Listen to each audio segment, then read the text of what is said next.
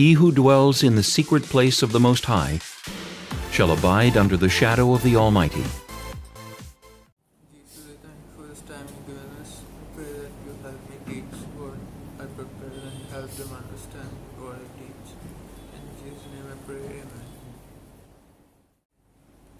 Last time we did a recap of what we learned in the first part of this, and then we learned what the gospel is, and then what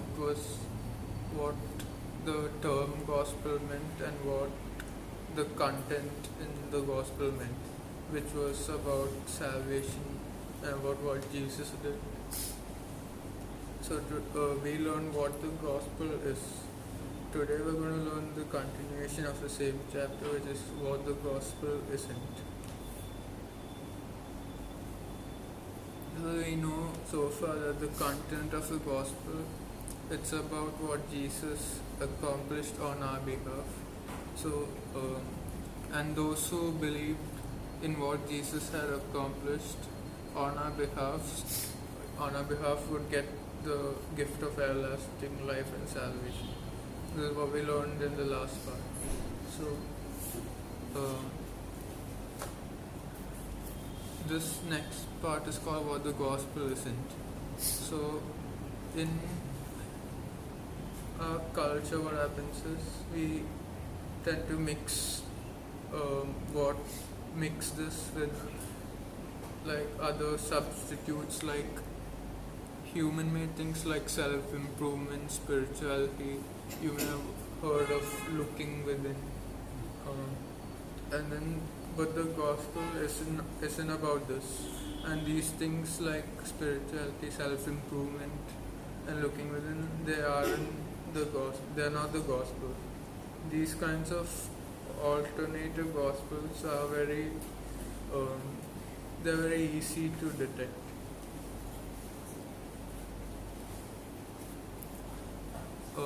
And the gospel isn't about exploring ideas or looking within on a journey of self-discovery or anything like that. It's about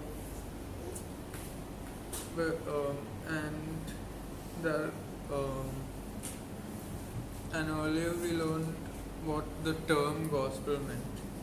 So, and we also learned the meaning of its content, of what was inside the gospel. So, what's actually needed is believing what Jesus did for you, and that it was enough for everlasting life. This was what was actually important, not learning the term gospel or what the meaning was,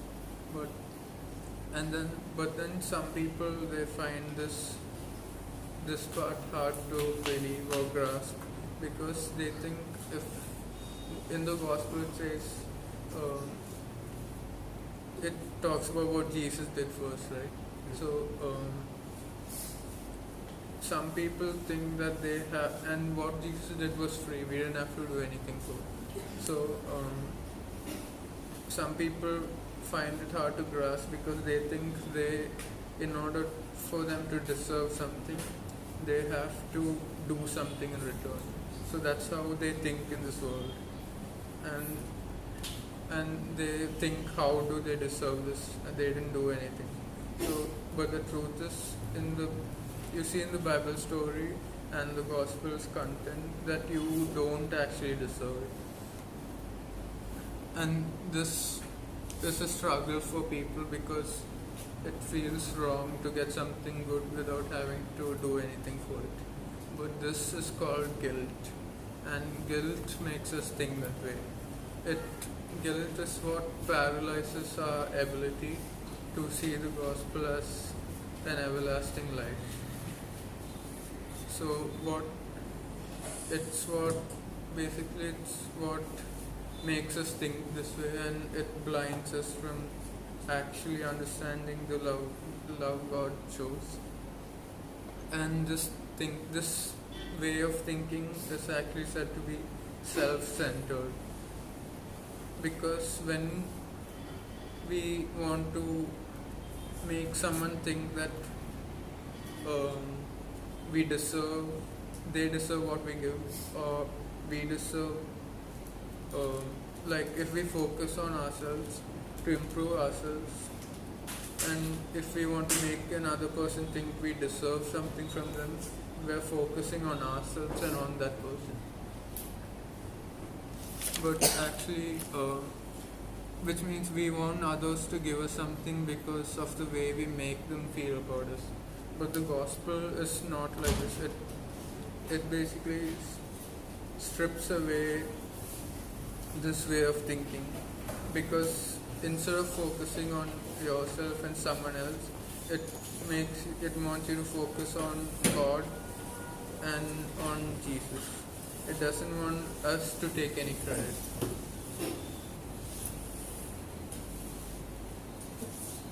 So the gospel doesn't really care about what you do or on your performance, but it cares about who you already are.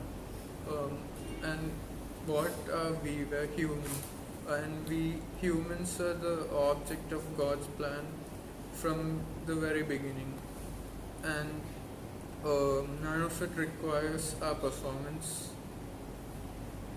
Let's go to Romans chapter 5 verse 8.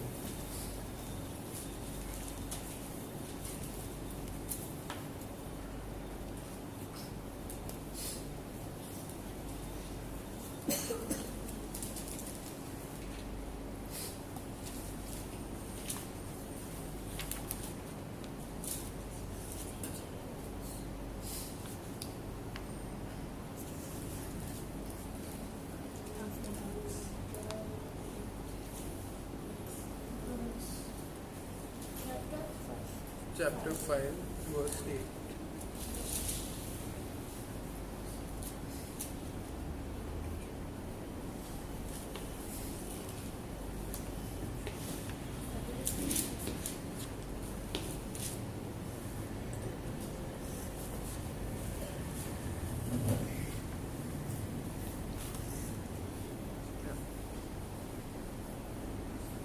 But God demonstrates His own love toward us in that while we were still sinners, Christ died for us. So there we can see the line where we were still sinners. So this shows that we are actually not perfect, and we don't really deserve what Jesus did on our behalf.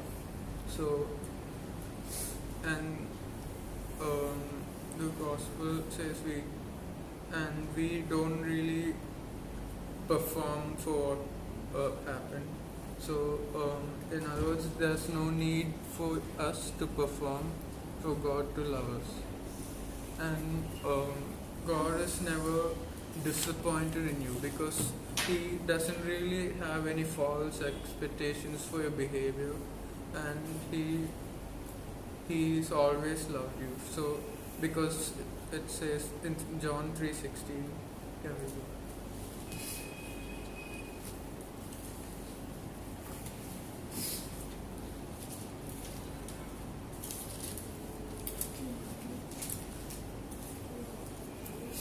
John chapter 3 verse 16. 3 verse 16. 16.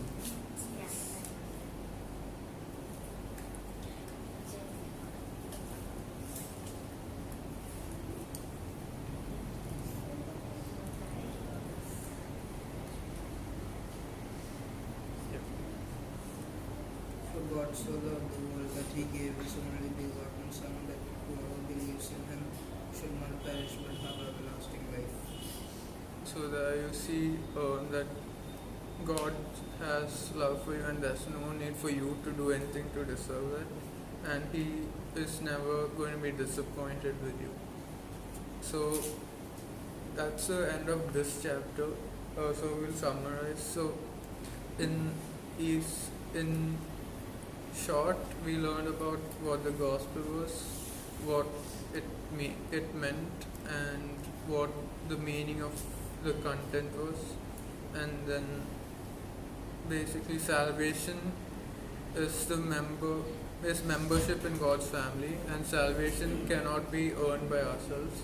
and we can't do anything to deserve it. It can only be received by faith or belief, and God offers it because He is gracious and loving, and there's no other reason. So that was the end of this chapter.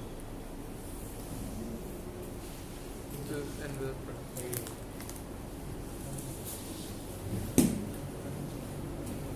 Jesus, I thank you for this time you've given us. Thank you for helping me teach them and helping them understand what was taught in this chapter. In Jesus' name I pray. Amen.